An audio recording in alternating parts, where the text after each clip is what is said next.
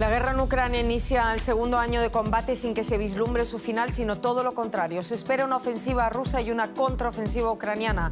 Al menos 8.000 personas han muerto según datos de la ONU. En el frente siguen cayendo bombas y siguen muriendo civiles. Bienvenidos a esta edición especial de nuestro informativo aquí en DW Noticias. Soy Ana Plasencia en Berlín. Un presidente ucraniano confiado en ganar la guerra este año anuncia tener previsto reunirse con su homólogo brasileño Lula da Silva y también con Xi Jinping para sumar a China a los esfuerzos por conseguir un cese de las hostilidades en Ucrania. El primer aniversario de guerra protagonizado también por actos de protesta y solidaridad por manifestaciones contra la guerra en ciudades de todo el mundo. Aquí en Berlín, los activistas aparcaron un tanque ruso destrozado en Ucrania frente a la embajada de Moscú. Enseguida lo vemos.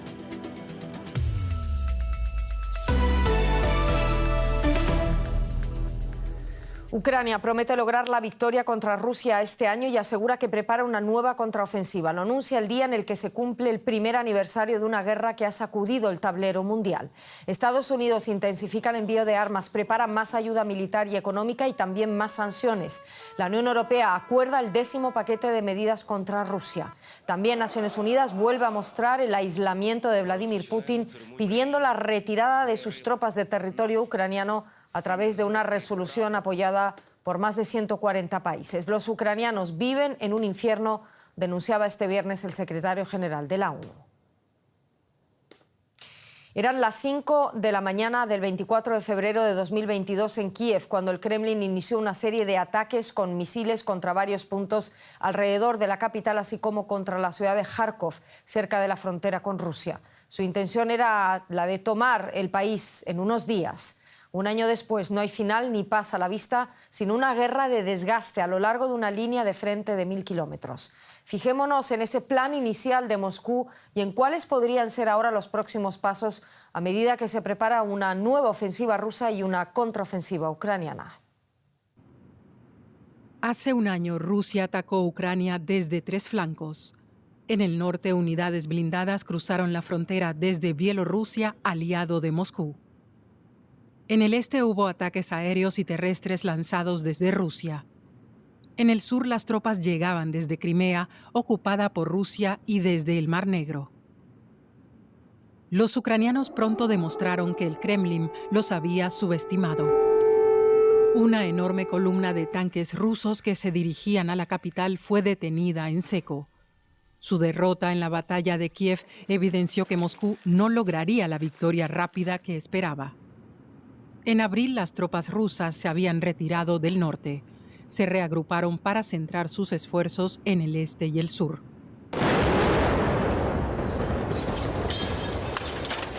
La estratégica ciudad portuaria de Mariupol, en el sureste, asediada desde los primeros días de la guerra, cayó en manos de las fuerzas rusas en mayo. La ciudad, que había tenido 450.000 habitantes, quedó en ruinas. Pero las victorias rusas siguieron siendo escasas. En septiembre, el ejército de Ucrania sorprendió a Rusia con una ofensiva relámpago con la que recuperó cientos de kilómetros cuadrados cerca de la ciudad de Kharkov. Luego, Ucrania liberó también la ciudad de Jersón. Una humillación para el ejército ruso. Se decía que la moral de las tropas rusas era baja. Entretanto, Ucrania ya recibía un creciente número de armas occidentales de alta tecnología, incluido el lanzacohetes múltiple HIMARS. Esto permitió a sus fuerzas atacar detrás de las líneas enemigas, cortando rutas de suministro y destruyendo depósitos de munición. Desde la reconquista de Jersón, la línea del frente se ha mantenido estable. Rusia se ha centrado en capturar la ciudad de Bakhmut dentro de su empeño por tomar las provincias de Donetsk y Lugansk, uno de sus objetivos desde el inicio. ¿Qué pasará ahora? Rusia ha enviado al combate cientos de miles de nuevos reclutas. Pero la última ofensiva a lo largo de la línea del frente en el Donbass de momento no ha dado avances importantes a Rusia. Ucrania también se prepara ya para una contraofensiva. Espera recibir decenas de modernos tanques de combate de Alemania, Polonia, Gran Bretaña y Estados Unidos. Los soldados ucranianos reciben entrenamiento de la OTAN en sofisticadas maniobras militares, lo que podría ayudarlos a romper las líneas rusas y recuperar más territorio. Hasta dónde podrán llegar es otra cuestión. Kiev solo puede seguir luchando mientras sus aliados occidentales les sigan proporcionando armamento. Antes de nuestro informativo hablábamos con nuestro compañero Ricardo Marquina en Moscú, quien nos contaba sobre esos planes de Putin y los altos mandos del ejército ruso en su ofensiva. Ellos hablan de tierras históricas rusas. El propio Putin dijo anteayer tierras históricas rusas. ¿Qué se refieren con eso? Podría ser incluso Moldavia, podría ser incluso territorios de Rumanía. Evidentemente estamos hablando también de las tres repúblicas bálticas. ¿Dónde está el objetivo? No lo sabemos porque ellos no lo dicen. Lo dejan siempre muy ambiguo para luego poder hacer este juego de propaganda. Pero está claro que el objetivo de conquistar Ucrania entera sigue siendo realista para ellos, aunque después de un año estén atascados y hayan sido incapaces de superar en estos meses apenas 5 o 10 kilómetros de avance, pero que si tuviese la oportunidad de volver a intentar y tomar Kiev, no me cabe la más mínima duda que volverían a hacerlo. La victoria de Ucrania en la guerra contra Rusia será inevitable si los países occidentales que ya han empezado a entregar esos tanques pesados mantienen su ayuda. Esas serán las palabras este viernes del presidente Volodymyr Zelensky en este primer aniversario de la invasión de su país, en el que también volvió a pedir la retirada de las tropas rusas de su país. Necesitamos empezar de cero. Regresar a lo que teníamos antes de que fuese violado nuestro derecho a vivir en nuestra tierra, que debe ser respetado. Que abandonen nuestro territorio y se retiren. Que dejen de bombardearnos, de matar civiles, de destruir nuestra infraestructura, nuestro sector energético y nuestra agua potable. Que dejen de lanzar ataques aéreos sobre las ciudades, de matar perros, gatos y otros animales. Que dejen de destruir los bosques.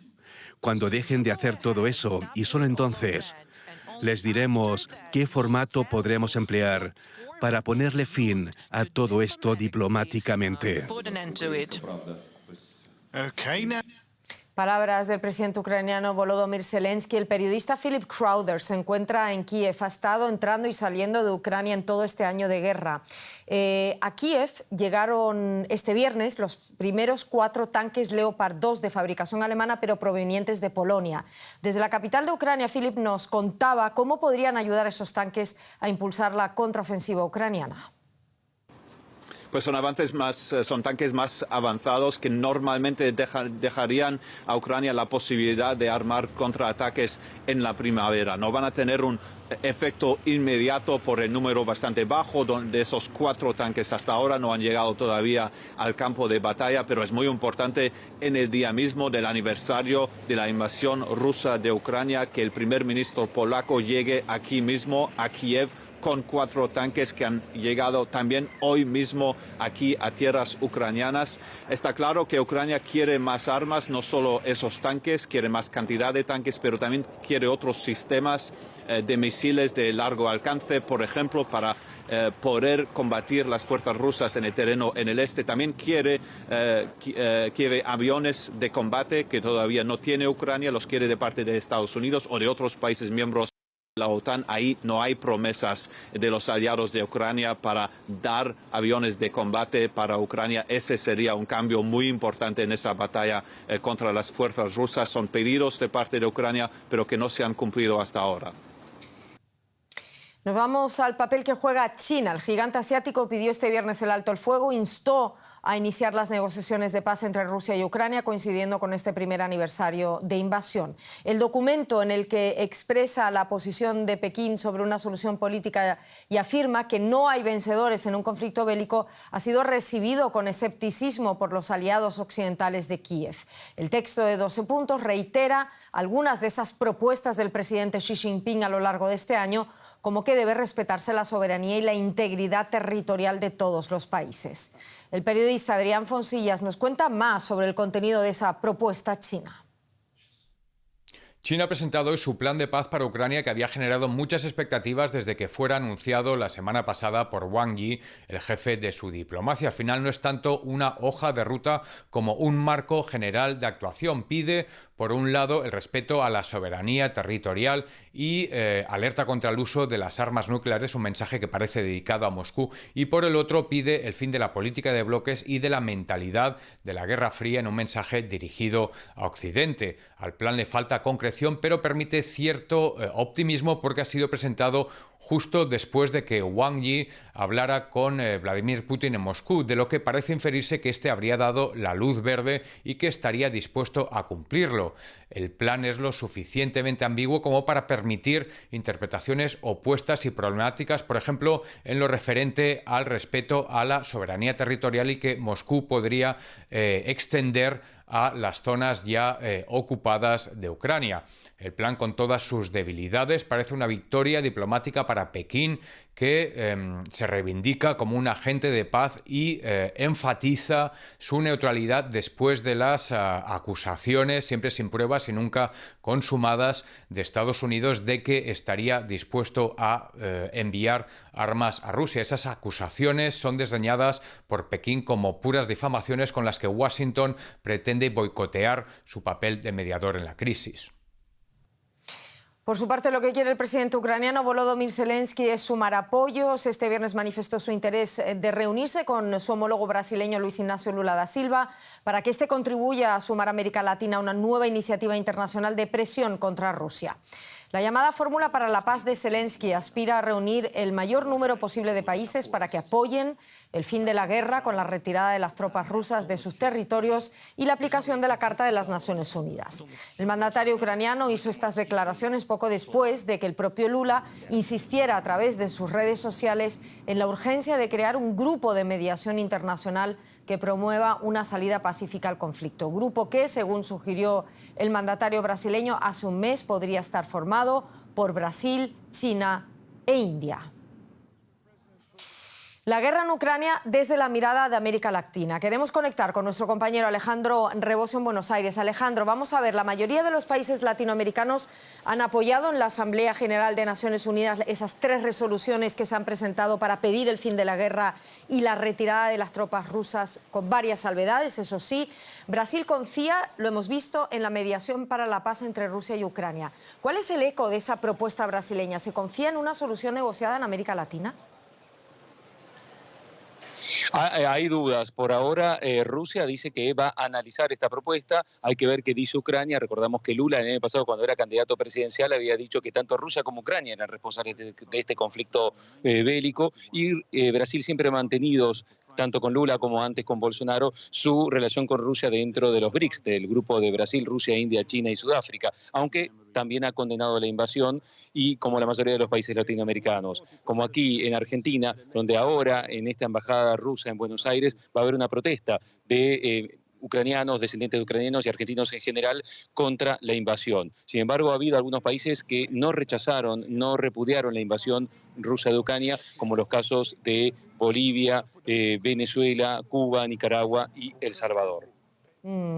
Esas eran las salvedades a las que me refería en un principio. Vamos a ver, Alejandro, varios países de América Latina han recibido también refugiados ucranianos, sobre todo a mujeres y niños. ¿A qué países del continente latinoamericano se dirigen? Si uno mira lo que son los 40 principales destinos de los refugiados ucranianos en el mundo, en esos 40 países no aparece ninguno latinoamericano. La mayoría, casi todos, son europeos, porque los ucranianos buscaron emigrar a países cercanos con la intención y el deseo de volver rápido a su país. Acá en América Latina los principales destinos fueron aquellos donde ya había algún tipo de inmigración histórica de ucranianos, sobre todo ucranianos que llegaron a fines del siglo XIX y principios del XX y que ahora tienen descendientes. El principal destino, Brasil; en segundo lugar, Argentina. Aquí unos 300 ucranianos han recibido refugio. En otros países también se han mostrado dispuestos a recibir ucranianos, pero no llegaron tantos. Algunos fueron a México con la intención de cruzar la frontera hacia Estados Unidos. También algunos rusos intentaron ese mismo trayecto y aquí en Argentina particularmente han llegado miles de rusos que repudian la guerra y al régimen de Putin y llegaron acá con la intención de asentarse porque es un país abierto de inmigración donde si tienen hijos aquí pueden tener el pasaporte, la nacionalidad argentina y además para aquellos que teletrabajan para el extranjero es un país que les resulta barato. Me gustaría centrarme ahora un poco en el aspecto económico y en el impacto de la guerra. Vamos a ver la ruptura de lazos, las sanciones a Rusia por parte de Europa y el esfuerzo por lograr la independencia energética despiertan especial interés tanto en Europa como en América Latina. ¿Hasta qué punto llega ese interés mutuo y qué puede salir de ahí? En primer lugar, hay interés. Por un lado, bueno, es verdad que ningún país latinoamericano rompió relaciones con Rusia ni ha enviado armas a Ucrania, pero sí se ha enfriado la relación con Rusia. Por ejemplo, Argentina, un mes antes de la invasión, el presidente Alberto Fernández había viajado a Moscú y se había ofrecido como puerta de entrada para América Latina, para Rusia. Incluso iba a comprar trenes rusos. Bueno, todo eso se ha enfriado. En cambio, sí se han intensificado las relaciones con países de la Unión Europea, sobre todo con Alemania. Hace un mes llegó a Argentina, Brasil y Chile el canciller alemán Olaf Scholz y hay interés de que Argentina, por ejemplo, exporte gas a Alemania. También hay interés de las energías renovables de Argentina, de Chile, de Brasil y también de Colombia con hidrógeno verde que también tiene proyectos Chile y Argentina. Alejandro Rebosio, contándonos un poco sobre ese impacto de la guerra en América Latina y las posibles oportunidades. Muchísimas gracias. Un saludo hacia Buenos Aires. Muchas gracias a ustedes. Y nos vamos ya a la economía con Belén. Sí, Ana, gracias. Hay luz verde y es que la Unión Europea aprueba nuevas sanciones contra Rusia. Los 27 han logrado el consenso a última hora de este viernes para lanzar el 10º paquete de sanciones.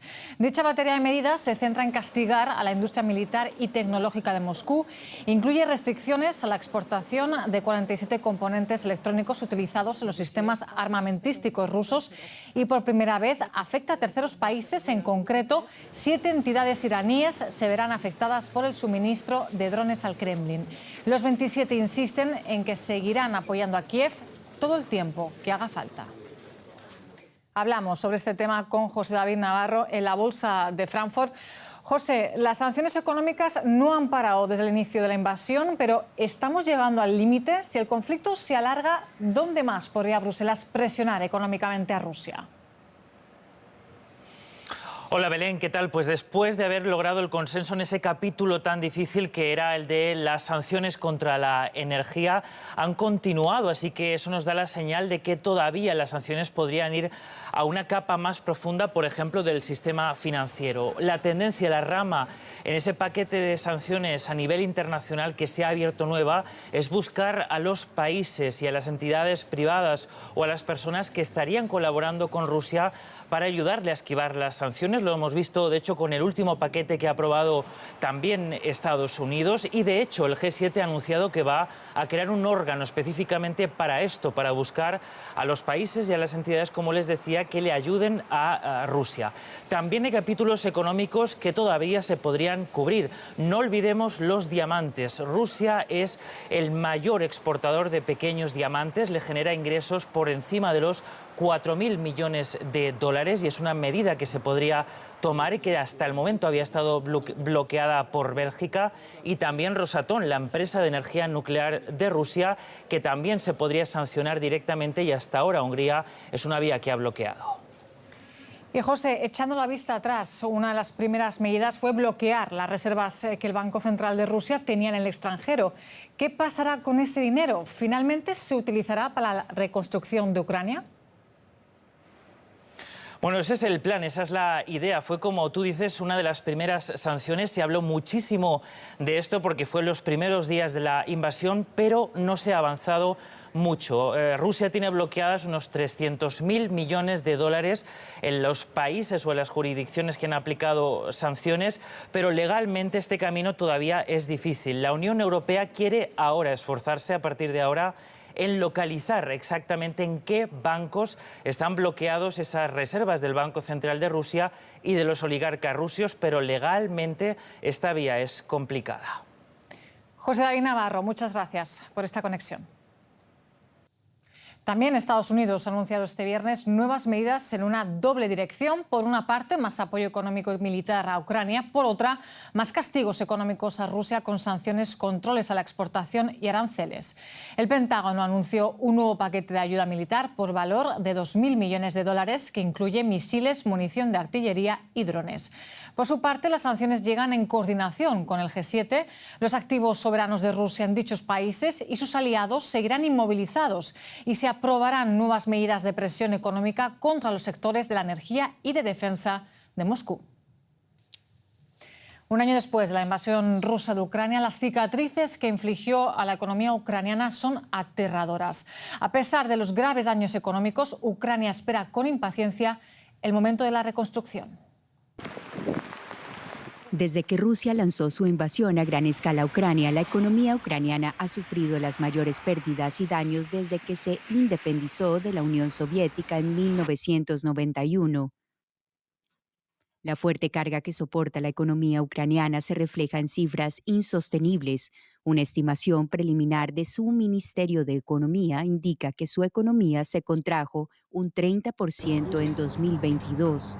Los tanques a la infraestructura logística del país, prolongados cortes de electricidad y una subida generalizada de precios de alimentos y energía echaron por tierra años de progreso económico. En enero, la inflación interanual de Ucrania se situó en un 26%, ligeramente por debajo del 26,6% alcanzado en octubre, su valor máximo en los últimos 7 años. A pesar de los continuos ataques de Rusia, Kiev ya tiene la mirada puesta en la reconstrucción del país después de la guerra, un proyecto que se presume largo y costoso. El gobierno ucraniano, la Comisión Europea y el Banco Mundial estimaron el coste de la reconstrucción de las infraestructuras en casi 350.000 millones de dólares, basándose en los efectos de la guerra en 20 sectores diferentes. Esa cantidad supera en más de un 150% el PIB de Ucrania en 2021 y es seguro que aumentará a medida que se prolongue la guerra. Se espera que el Banco Mundial publique en los próximos meses una estimación actualizada. Pero a pesar de los costes, la voluntad de reconstruir sigue siendo fuerte. Hasta aquí la economía, pero tenemos más cosas que contarles, Ana. Hablamos de los actos de protesta y solidaridad en todo el mundo que también marcan este aniversario de la invasión rusa de Ucrania. En todo el planeta tienen lugar concentraciones, manifestaciones contra la guerra, vigilias y homenajes en los que se pide un alto el fuego y conversaciones de paz. Un tanque ruso destruido en pleno centro de Berlín, símbolo de la resistencia ucraniana. En Bruselas, ositos de peluche y juguetes representan a los niños secuestrados durante la guerra. En Belgrado, una tarta sangrienta es depositada ante la embajada rusa. Por todo el mundo se ha conmemorado un año nefasto para el pueblo de Ucrania, con manifestaciones celebradas en Asia, Australia, Europa y Oriente Medio. Sinceramente, no encuentro palabras para describir cómo yo y todos los ucranianos nos sentimos en tal día como hoy, debido a esta guerra absolutamente irracional, cruel y horrible que han llevado a nuestra tierra. En vísperas del aniversario del conflicto, plazas públicas y monumentos en las principales ciudades del mundo lucieron los colores nacionales de Ucrania. Cientos celebraron una vigilia en Londres. Muchos esperan que Occidente aumente su suministro de armas en los próximos meses. Hay muchas palabras, pero no suficientes hechos. Necesitamos acciones rápidas y un suministro rápido porque todos los días mueren personas. Anteriormente, un grupo de activistas había vertido cientos de litros de pintura amarilla y azul en la avenida delante de la embajada rusa de este país, esparciéndola para crear una enorme bandera ucraniana. En Rusia, las autoridades arrestaron a varias personas por depositar flores ante estatuas de poetas ucranianos. Durante la primera semana de la invasión rusa, miles de rusos habían salido a protestar a las calles. Un año más tarde, solamente se ven detenciones y manifestaciones de solidaridad como estas. El conflicto entra en su segundo año, pero el mundo no olvida ni abandona a Ucrania. A lo largo de la guerra, Rusia también ha atentado contra la cultura e identidad de Ucrania. Para muchos artistas ucranianos, ya sea desde su país o desde el exilio, el arte y la música es una forma de protesta antibélica, un arma para luchar y un recurso para unir a la población frente a la adversidad. Aliona, la rapera más popular de Ucrania e ícono de estilo, en el estudio del canal de televisión 1+1. Aprendió a rapear sola y hoy da voz a toda una generación. Habla de la guerra y los sentimientos que desata.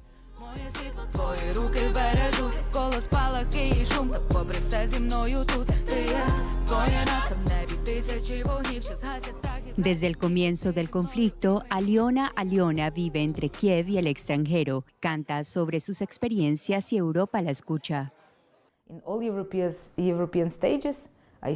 En todos los escenarios europeos veo más artistas ucranianos. El arte siempre ayuda a conectar con otros países, a entendernos, a aprender algo nuevo sobre nosotros y mostrar nuestra creatividad. En sus letras y en las redes sociales ataca a Putin. La fe es cada vez más importante en su música. Hace del rap una suerte de oración contra el miedo.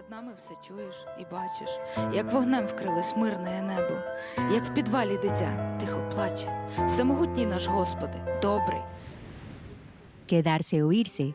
Muchos músicos y artistas batallan con esta decisión. Sviatoslav Vakarchuk decidió quedarse. El cantante de la banda de culto Okean Elzy es un héroe nacional. Cuando comenzó la invasión rusa, literalmente salió a las calles. Vakarchuk cantaba entre ruinas, a menudo viaja al frente para vivir la guerra de cerca, pero no deja de hacer música.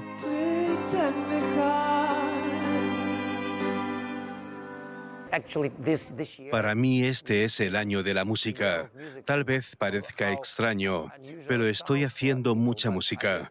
Dimos 175 conciertos en la línea del frente y 50 o 60 más en varios países europeos y otros estados. Y aún hay más por venir. Muchos artistas ucranianos están más decididos que nunca a luchar con sus propios medios, para que el arte y la cultura no sean las próximas víctimas de este conflicto.